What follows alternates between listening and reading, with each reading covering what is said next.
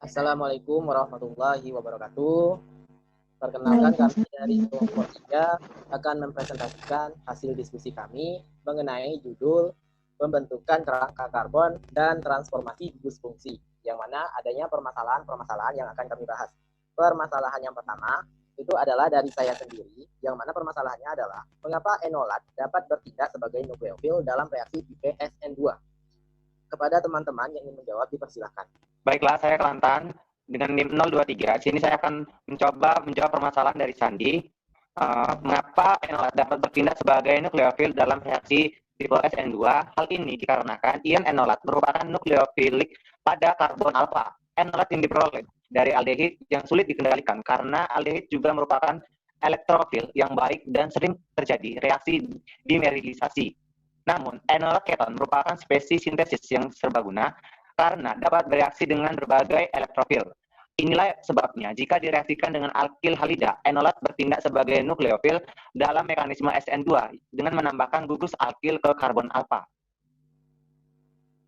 Baiklah, terima kasih jawaban yang diberikan oleh saudara Kelantan. Namun di sini dari jawabannya saya masih kurang setuju. Saya ingin tambahan dari teman-teman sekalian. Kepada teman-teman yang ingin menambahkan, dipersilahkan.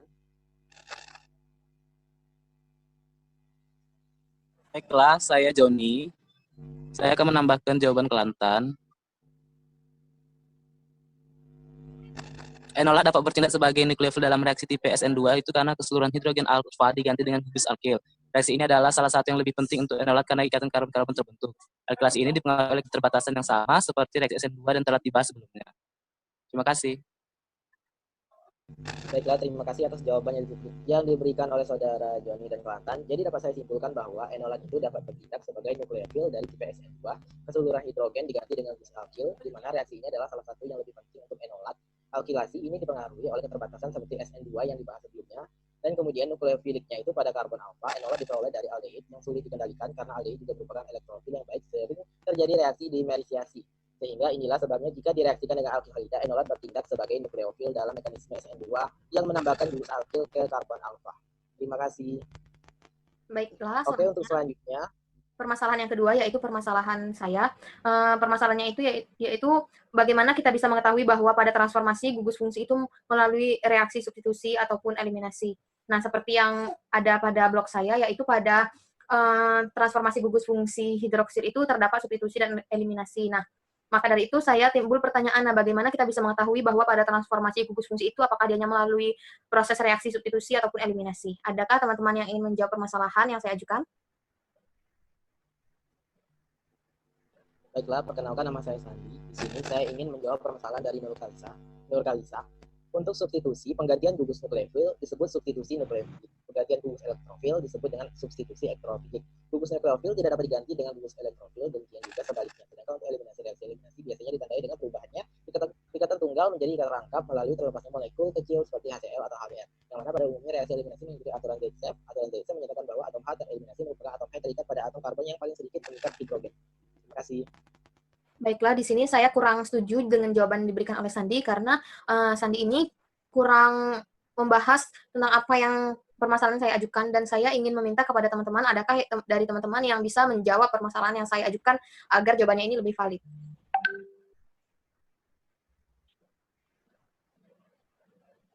Baiklah, saya Nadia Kotruna Datuyuli dengan NIM 073. Di sini saya ingin mencoba melengkapi jawaban yang sudah diberikan atas pertanyaan Nur Halisa. Nah, kita bisa mengetahui bahwa transformasi gugus fungsi itu melalui reaksi substitusi maupun eliminasi, yaitu dengan salah satunya dengan cara melihat transformasi gugus fungsi tersebut sesudah ataupun sebelum bereaksi, atau kita sebut sebagai reaktan dan produk. Nah, jika substitusi reaksi pengganti atau gugus atom di dalam molekul dengan atom atau gugus atom lain, sedangkan eliminasi jika reaksi penghilangan dua substituen dari suatu molekul. Seperti itu menurut saya. Baiklah, dapat saya simpulkan bahwa kita bisa mengetahui bahwa transformasi gugus fungsi itu melalui reaksi substitusi maupun eliminasi, yaitu dengan melihat transformasi gugus fungsi tersebut pada sesudah dan sebelum reaksi, atau disebut juga dengan reaktan dan produknya.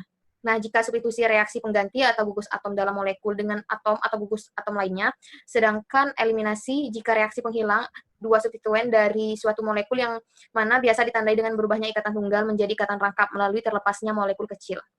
Selanjutnya, pertanyaan yang ketiga.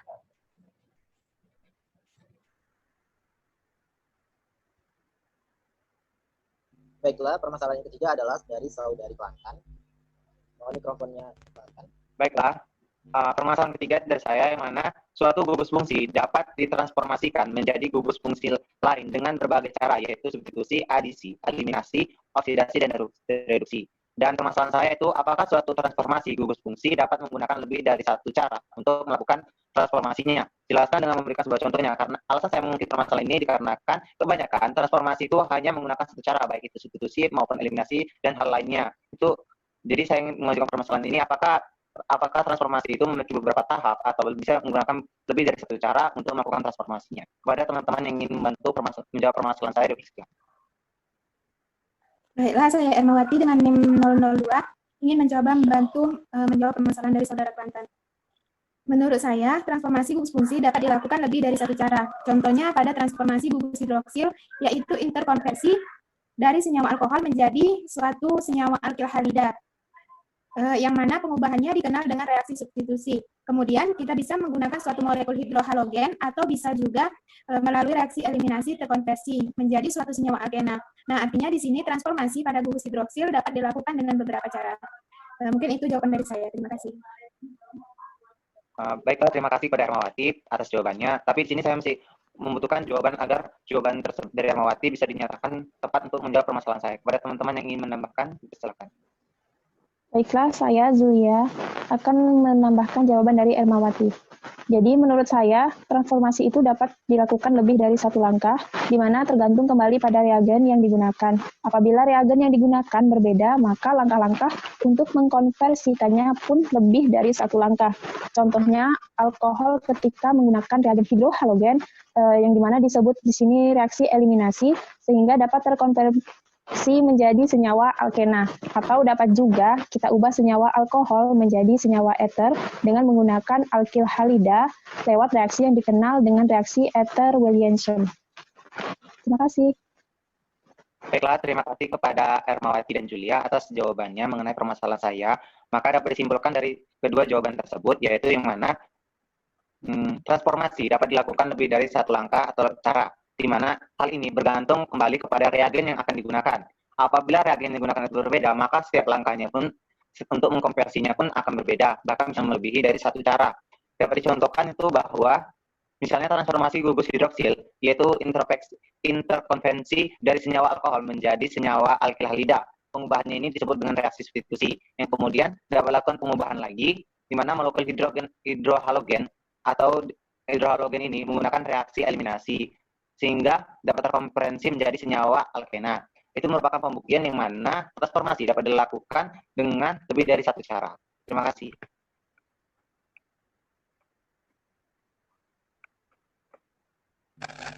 Baiklah, permasalahan selanjutnya dari saudari Nadia. Permasalahan dari saya itu benzena tergolong ikatan karbon. Apa yang menyebabkan benzena cenderung mengalami reaksi? Nah, alasan saya mengambil permasalahan ini adalah kita tahu benzen itu kan tergolong ikatan karbon. Nah, apa sih yang menjadi alasan dia berbeda dengan ikatan-ikatan karbon yang lain sehingga dia lebih mudah mengalami reaksi seperti itu? Kepada teman-teman yang ingin mencoba menjawab pertanyaan saya, silakan. Perkenalkan, nama saya Sandi. Di sini saya ingin menjawab permasalahan dari Nadia. Menurut saya, ada beberapa yang menyebabkan hal tersebut terjadi, antara lain zat cair yang mudah menguap. Selain itu juga tidak memiliki warna dan berbau khas seperti minyak tanah. Benzena ini juga merupakan senyawa nonpolar yang namun tidak mudah larut di dalam air, namun dapat larut dalam pelarut nonpolar. Terima kasih. Baiklah, terima kasih atas jawaban yang sudah Sandi berikan. Tapi menurut saya jawaban Sandi sini kurang mengena pada pertanyaan saya pada ikatan karbon tersebut. Nah, mungkin ada kawan-kawan lain yang bisa membantu menanggapi jawaban yang diberikan Sandi tadi. Baiklah, saya Joni akan menambahkan jawaban Sandi. Menurut saya benzen merupakan senyawa tak jenuh, yaitu memiliki ikatan rangkap, sehingga lebih mudah mengalami reaksi di mana dalam reaksi situasi ini itu substitusi daripada adisi. Hal ini terjadi karena adanya resonansi yang menyebabkan elektron pada senyawa benzen selalu berpindah-pindah. Panjang ikatan karbon-karbon pada benzen sama dan merupakan intermediate dari panjang ikatan tunggal dan ikatan rangkap. Jadi ikatan karbon pada benzen sangat sulit terputus sehingga sangat tidak mudah mengalami reaksi adisi. Terima kasih. Baiklah, terima kasih atas jawaban yang kawan-kawan berikan. Di sini saya bisa tarik kesimpulan dari permasalahan saya ini adalah bahwa benzen itu mengalami seperti itu karena benzen merupakan senyawa yang memiliki keikatan rangkap sehingga dia lebih mudah mengalami reaksi di mana dalam situasi ini yaitu substitusi daripada reaksi adisi. Kemudian ikatan karbon pada benzen sangat sulit terputus sehingga sangat tidak mudah mengalami reaksi adisi seperti itu. Ya, kita lanjut ke permasalahan Ermawati, kepada Ermawati. Baiklah, saya Ermawati dengan NIM 002. Permasalahan saya itu mengapa pembentukan ikatan karbon-karbon melalui reaksi radikal bebas tidak terkendali dan tidak dapat digunakan dalam sintesis. Sedangkan pembentukan melalui reaksi ion lebih terkendali serta dapat digunakan dalam sintesis. Bagi teman-teman yang ingin menjawab permasalahan saya, silakan. Baiklah, saya Zulia ingin menjawab permasalahan dari saudari Erma. Jadi menurut saya, karena pada reaksi radikal bebas ini menggunakan reaksi berantai, sehingga langkahnya sulit untuk dikendalikan pada saat melakukan sintesis. Misalnya, ada pembentukan ikatan karbon-karbon melalui reaksi radikal bebas terkait dengan reaksi demerisasi, di mana demerisasi merupakan reaksi penggabungan dua molekul kecil yang dinamakan monomer yang kemudian membentuk kembali menjadi dimer. Nah, sedangkan pada pembentukan melalui reaksi ion, ini lebih mudah sehingga mudah dikendalikan pada saat sintesis. Misalnya dalam reaksi substitusi, suatu atom atau gugus atom yang terdapat pada rantai utama akan meninggalkan rantai utama tersebut dan tempatnya yang kosong akan diganti oleh atom atau gugus atom yang lain. Terima kasih. Baiklah, terima kasih pada saudari Zulia atas jawabannya. Tapi menurut saya di sini jawaban dari saudari Zulia masih kurang tepat pada pembentukan melalui reaksi ionnya masih belum jelas. Pada teman-teman yang ingin menambahkan jawaban, dipersilakan. Baiklah, Nadia Nada Tohiri. Teman-teman bisa mendengar suara saya. Ya, di sana. Nah, saya ingin menjawab malahan dari Ermawati. Nah, kalau sepengetahuan saya, pengetahuan ikatan karbon-karbon itu melalui reaksi radikal bebas tidak terkendali dan tidak dapat digunakan dalam sintesis. Itu karena pembentukan ikatan karbon dan karbon melalui radikal bebas itu terikat. Artinya, penggabungan dua molekul sejenis menjadi satu molekul yang lebih besar atau kita kenal sebagai dimerisasi. Nah, sedangkan jika melalui reaksi ion lebih terkendali, dan karena reaksi ion melalui reaksi C+ dengan cemin. Nah, dari C+ dan cemin itu sehingga hasilnya dapat digunakan dalam sintesis seperti itu. Baiklah, terima kasih pada saudari Nadia atas jawabannya. Dari kedua jawaban saudari Zulia dan Nadia, dapat saya simpulkan bahwa pembentukan ikatan karbon-karbon melalui reaksi radikal bebas tidak terkendali dan tidak dapat digunakan dalam sintesis karena pembentukan ikatan karbon-karbon melalui radikal bebas terikat. Artinya, penggabungan dua molekul sejenis menjadi suatu molekul yang lebih besar yang dikenal sebagai dimerisasi. Nah, sedangkan melalui reaksi ion lebih mudah dikendalikan pada saat sintesis karena reaksi ion melalui reaksi C+ dengan cemin sehingga dapat digunakan dalam sintesis. Mungkin itu permasalahan dari saya. Terima kasih. Kita lanjut ke permasalahan dari saudari Zulia. Kepada Zulia, dipersilakan. Baiklah, langsung saja permasalahan saya itu yaitu reaksi Grignard termasuk salah satu reaksi pembentukan ikatan karbon. Nah, mengapa organolitium nukleofil lebih kuat daripada Grignard yang sebanding? Alasan saya mengambil permasalahan ini karena dalam literatur yang saya baca, organolitium nukleofil lebih kuat daripada Grignard yang sebanding. Nah, mengapa organolitium ini lebih kuat? Kenapa tidak jenis organologam yang lainnya? Nah, kepada teman-teman yang ingin menjawab, dipersilakan. Baiklah, saya Kelantan akan jawab permasalahan dari Julia. Mengapa organolitium nukleofil lebih kuat daripada Grignard yang sebanding? Hal ini dikarenakan sebagai nukleofil, reagen organolitium mengalami reaksi karbolitiasi, di mana ikatan karbon litium menambahkan ikatan rangkap atau rangkap 3 karbon-karbon, membentuk spesies organolitium baru. Reaksi ini akan menghasilkan keton ketika reagen organolitium digunakan secara berlebihan, karena relasi ion litium antara oksigen natrium metoksi dan oksigen karbonil yang membentuk zat antara tetrahedral yang runtuh saat kerja asam. Ketika keton yang dihalangi secara sterik menggunakan reaksi Grignard seringkali mengarah pada reduksi gugus karbonil. Namun, reaksi alkil litium cenderung mengurangi keton dan dapat digunakan untuk mensintesis alkohol yang tersubstitusi. Baiklah, terima kasih untuk jawaban Saudara Kelantan. Tapi menurut saya jawaban dari Saudara Kelantan ini kurang tepat dan sangat sulit dipahami. karena tidak menjelaskan apa yang saya maksud alasan dari organolitium nukleofil lebih kuat daripada gridad yang sebanding. Nah, untuk teman-teman yang ingin menambahkan kembali, dipersilahkan. Baiklah, saya Nur Kalisa akan mencoba menambahkan jawaban Kelantan atas permasalahan Zulia, yaitu karena litium kurang elektronegatif daripada karbon sehingga ikatan antara C dan ikatan atom karbon dan atom litium dapat terpolarisasi menjadi C- dan Li+. Nah, sehingga reagen organolitium lebih reaktif daripada organomagnesium halida atau Grignard.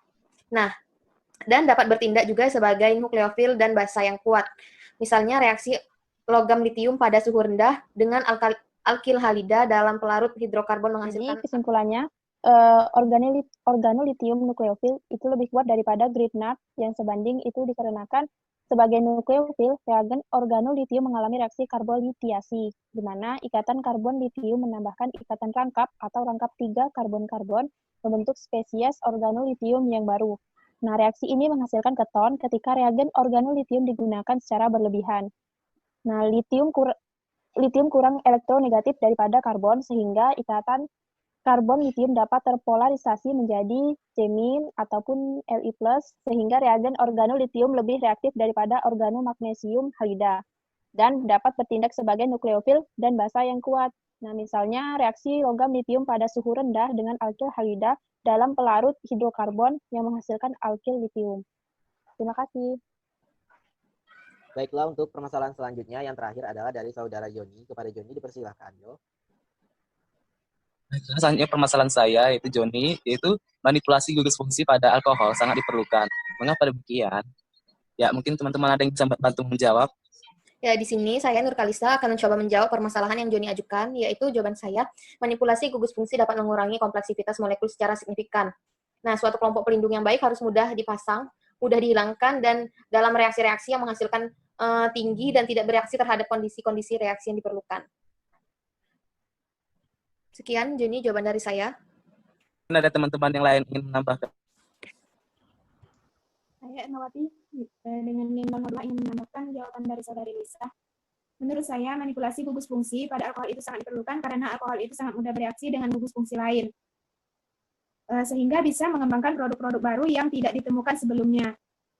Misalnya dilakukan dengan cara yaitu merubah alkohol menjadi sulfonat ester dengan menggunakan katalis yang basa piridin. Sekian jawaban dari saya. Terima kasih. Baiklah, dapat saya simpulkan dari permasalahan saya bahwa manipulasi gugus fungsi itu dapat mengurangi kompleksitas molekul secara signifikan. Suatu kelompok pelindung yang baik harus mudah dipasang, mudah dihilangkan, dan dalam reaksi-reaksi yang tidak menghasilkan reaksi tinggi dan tidak bereaksi terhadap kondisi-kondisi reaksi yang diperlukan. Dan manipulasi gugus fungsi pada alkohol itu sangat diperlukan karena alkohol itu sangat mudah bereaksi dengan gugus fungsi lain, sehingga bisa mengembangkan produk-produk baru yang tidak dapat ditemukan sebelumnya. Terima kasih. Baiklah, inilah hasil dari diskusi kami. Kurang dan lebihnya kami mohon maaf. Dan kami akhiri. Wabillahi taufiq wal hidayah. Wassalamualaikum warahmatullahi wabarakatuh. Waalaikumsalam warahmatullahi Waalaikumsalam wabarakatuh. warahmatullahi wabarakatuh.